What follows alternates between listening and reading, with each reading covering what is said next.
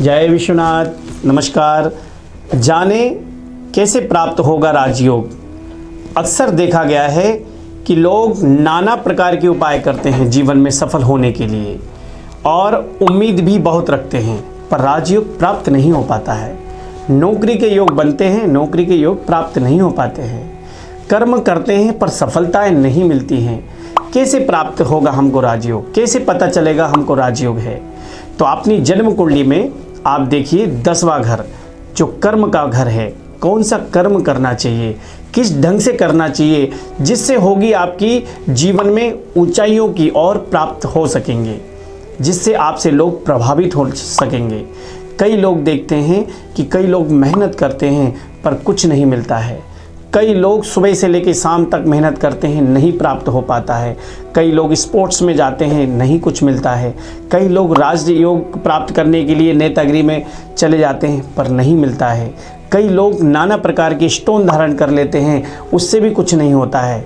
तो लोग ज्योतिष से विश्वास ही खत्म हो जाता है। हम लोग फिर अपने जीवन में हताश हो जाते हैं, नाराज़ हो जाते हैं, परेशानियाँ आ जाती हैं। तो फिर क्या करें, ऐसी समस्या में क्या समाधान करें।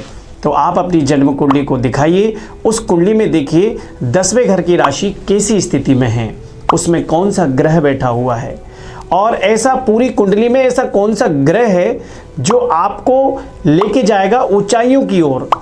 हर व्यक्ति की जन्म कुंडली में एक ऐसा ग्रह होता है जिससे हमारे जीवन में बन जाता है राजयोग। तो अपनी कुंडली में देखिए और जाने कि किस प्रकार का राजयोग प्राप्त होगा। राजनीति क्षेत्र में, पब्लिसिटी बढ़ाने में, या व्यवसाय में, या नौकरी में, या खेती किसानी में, एग्रीकल्चर में, ऐसा कौन सा कार्य करें जिससे कई प्रकार के हमको ऊंचाइयों की ओर प्राप्त हो सकते हैं। राजयोग सिर्फ राजा शासन करने नहीं होता है। राजयोग मतलब दुनिया की सारी सुख सुविधाओं से युक्त होना, वो होता है राजयोग। कई प्रकार के योग बनते हैं, जैसे गज केसरी योग, मतलब गज मतलब हाथी और केसरी मतलब शिखर की ओर ऊपर पहुंचना। ऐसे कई योग होते हैं हमारी जन्म कुंडलियों में, पर हम देख नहीं पाते हैं। तो अपनी कुंडली में खोलिए 10वां घर। 10वें घर पे कौन सी राशि बैठी है, नीच ग्रह तो नहीं बैठा। अक्सर कई लोगों को देखा गया है कि कुछ दिन तक तो वो राज क्षेत्र में चमकते हैं, कुछ समय तक तो वो पॉलिटिक्स में अच्छे चलते हैं, फिर जीवन में नीचे आ जाते हैं। तो क्या है, क्या कारण है। तो आपका 10वें घर को सुधारें और भगवान सूर्य की उपासना करें। आदित्य हृदय स्तोत्र का पाठ करें, जिससे आपको अतिशीघ्र ही सूर्य का प्रभाव प्राप्त होगा, जिसके कारण आपको सफलताओं की ओर प्राप्त होंगे।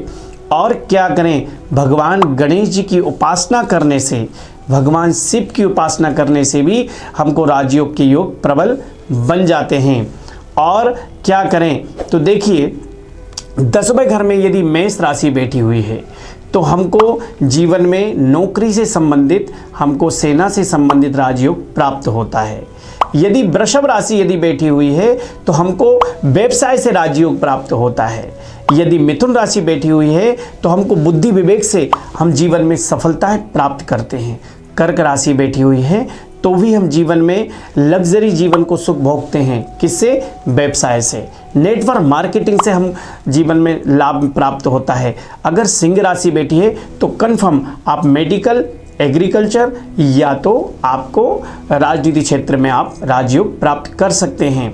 उसके बाद में कन्या राशि यदि कोई बैठी हुई है, पर कन्या राशि किस स्थिति में बैठी हुई है ये भी देखना है, क्योंकि के कभी कभी कन्या राशि को भी देखा जाता है विशेष ध्यानपूर्वक, क्योंकि कुछ जो राहु और केतु का भी प्रभाव उस पर पड़ता है ना। तो ये सब देखिए, उसमें भी आपका राजयोग प्राप्त हो जाता है।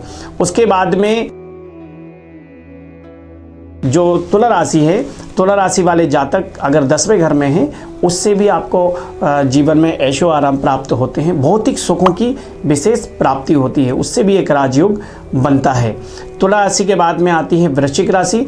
तो वृश्चिक राशि वाले जातक भी जीवन में उन्नति प्राप्त करने के लिए दूसरों को सपोर्ट से प्राप्त होने के बावजूद वह बिल्डर संबंधी, ठेकेदार संबंधित या फिर स्पोर्ट्स से संबंधित भी विशेष लाभ प्राप्त कर लेते हैं।